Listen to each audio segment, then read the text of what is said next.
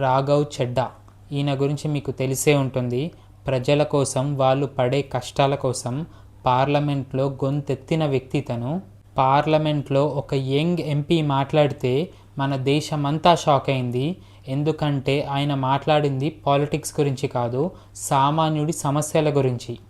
ఆయనే Aam Aadmi party MP Raghav చెడ్డా గారు.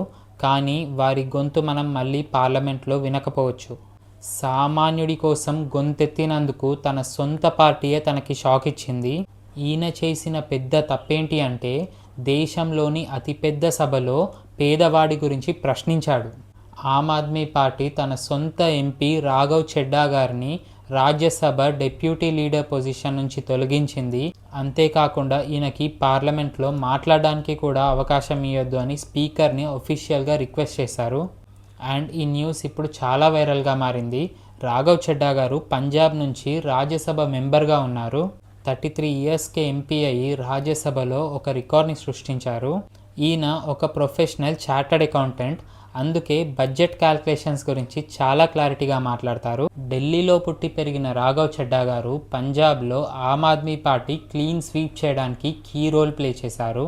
అందుకే పంజాబ్ సీఎం అయిన భగవంత్ మాన్ గారికి ఈయన అడ్వైజర్గా కూడా పనిచేశారు. సామాన్యుడి కోసం రాఘవ్ చెడ్డా గారు అడిగే ప్రశ్నలు ఎప్పుడూ వైరల్ అవుతాయి. ఎందుకంటే అవి మనకి కనెక్ట్ అవుతాయి. మొబైల్ రీఛార్జ్ ప్లాన్లు 28 డేస్కి ఇచ్చి సంవత్సరంలో ఒక నెల ఎక్స్ట్రాగా మనం రీఛార్జ్ చేసుకునేలా ప్లాన్ చేసిన ఈ మొబైల్ కంపెనీల మోసాన్ని ఈయన పార్లమెంట్లో అడిగి హైలైట్ చేశారు. మినిమం బ్యాలెన్స్ లేదని సామాన్యుడి బ్యాంక్ అకౌంట్ నుంచి డబ్బులు కట్ చేయడాన్ని కూడా ఈయన తప్పుపట్టారు.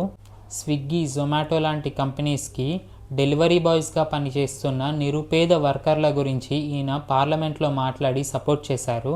ఈయన అడిగిన ఒక్క క్వశ్చన్తో ఎయిర్పోర్ట్స్లో 350 రూపీస్కి దొరికే ఒక్కటి 10 రూపాయలకి దొరికేలా చేశారు.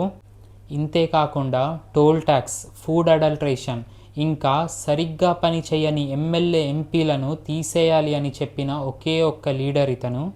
ఇంత యాక్టివ్గా ఉండే ఈ లీడర్కి తన సొంత పార్టీ ఎందుకు షాక్ ఇచ్చింది?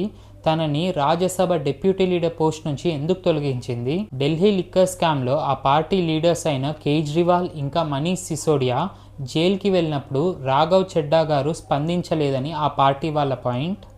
అండ్ దట్టు పార్టీ కష్టాల్లో ఉన్నప్పుడు రాఘవ్ చెడ్డా గారు ఐ ఆపరేషన్ అని చెప్పి లండన్కి వెళ్ళి తిరిగి రాకపోవడం పార్టీ హైకమాండ్కి నచ్చలేదంట. ఆయన పొజిషన్లో ఇప్పుడు పంజాబ్ ఎంపీ అశోక్ మిత్తల్ను నియమించారు.